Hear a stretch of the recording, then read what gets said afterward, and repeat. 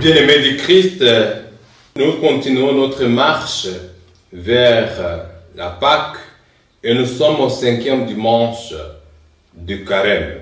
Partageons la méditation de ce dimanche. Le Seigneur soit avec vous. Évangile de Jésus-Christ selon Saint Jean.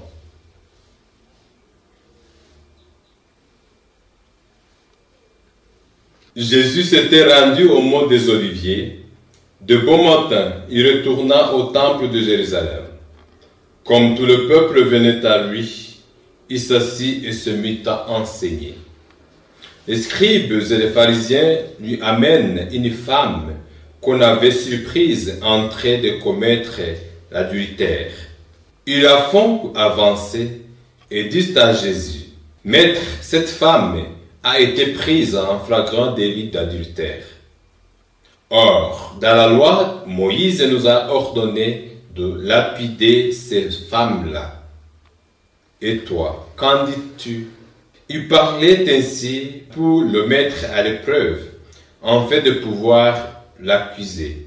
Mais Jésus s'était baissé et du doigt il traçait des traits sur le sol. Comme on persistait à l'interroger, il se redressa et leur dit: « Celui d'entre vous qui est sans péché, qu'il soit le premier à lui jeter la pierre. » Il se baissa de nouveau pour tracer des traits sur le sol. Quant à eux, sur cette réponse, ils s'en allèrent l'un après l'autre, en commençant par le plus âgé. Jésus resta seul avec la femme en face de lui. Il se redressa et lui demanda: « Femme, où sont-ils donc? » Alors, personne n'est condamné.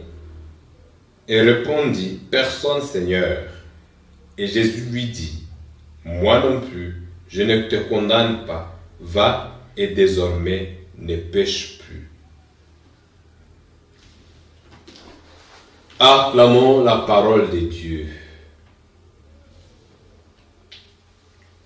Frères et sœurs, à ce 5e dimanche, les lectures reviennent sur l'espérance. Dans la première lecture, cette espérance soutient le peuple dans l'attente du retour de l'exil. La deuxième lecture nous invite au renoncement de tout pour être avec le Christ ressuscité. Notre espérance se fonde sur la connaissance de Jésus-Christ. Dans l'Évangile, l'espérance se vérifie dans le pardon que Dieu offre dans sa grande miséricorde. La première lecture, tirée du livre du prophète Isaïe, décrit le retour des exilés de Babylone comme un nouvel exode. Le Seigneur leur rappelle des événements inoubliables qui ont caractérisé l'ancien exode, avec l'intention de susciter l'espérance des exilés qui sont au bord du désespoir. Dieu fait mention des exploits manifestés au peuple durant la traversée du désert, pour soutenir l'espérance de ceux qui font l'expérience de l'exil. Il les encourage à faire mémoire du passé pour y découvrir sa main puissante et son agir dans le passé, le présent comme dans l'avenir. Il est un Dieu qui ne change pas. La majesté, la grandeur et la puissance de Dieu se manifestent dans son intervention en faveur de son peuple. Il promet, par l'entremise du prophète Isaïe, un nouveau passage plus glorieux que ce qu'a fait le peuple au désert. Par cette promesse, Dieu nous fait comprendre qu'il n'abandonne ni n'oublie jamais les siens.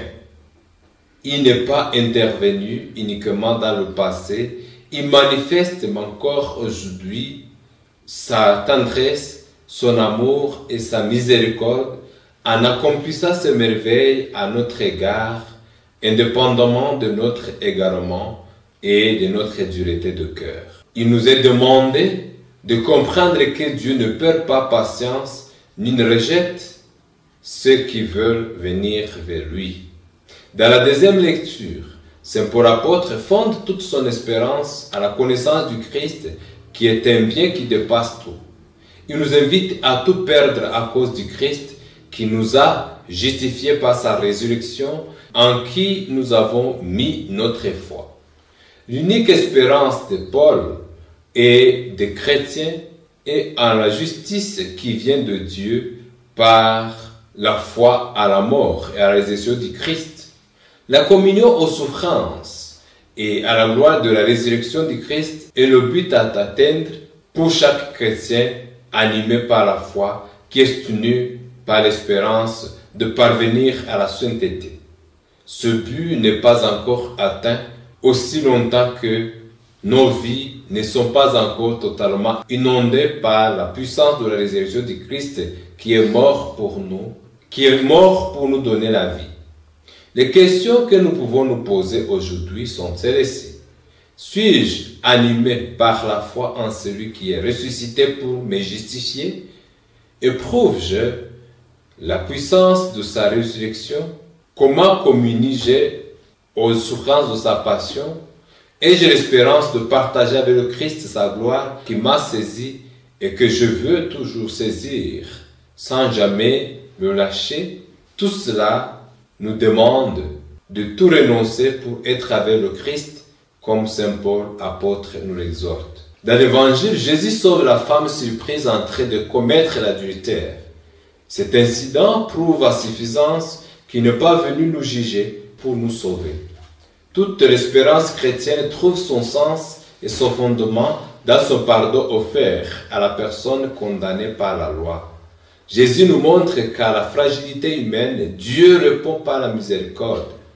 Il s'oppose à la lapidation de cette femme parce qu'il veut au-delà de tout, parce que ce qu'il veut au-delà de tout est le salut de tous les hommes et de tout l'homme. Sciemment, Jésus refuse de prendre le parti pour ou contre la loi parce qu'il n'est pas venu juger, mais chercher et sauver ce qui était perdu.